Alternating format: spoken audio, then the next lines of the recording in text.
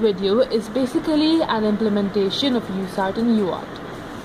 Atmel's Mega AVR family of AVRs, the AtMega series, have a built-in universal synchronous and asynchronous serial receiver transmitter, nothing but Usart for short, hardware peripheral, that takes care of all of the hard bits, setting and reading voltages on the serial communication lines at just the right times.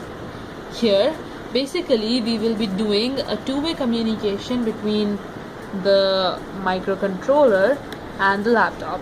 You don't need much more than just a microcontroller right here, a USB cable, and a laptop. Now we'll be using the following code, which we've included in the written document. So this is our code. What it does here is the laptop will be sending the code to the microcontroller, and the microcontroller will receive it and it will send it back or echo it. So let's go to the serial monitor. Now, for example, I'll type L. So the computer will send this to the microcontroller. The microcontroller will take it and echo it, and so pressing the enter now, I get an L back. Now this basically just looks like I'm typing in something and I'm getting the exact same output, so kind of like a Word doc, right? Okay, now let me tweak the program a little bit so that you do believe that the microcontroller is processing the data that we're sending it. So now I'm incrementing what is going to be sent so that we see a different output. Let me just burn that into the microcontroller.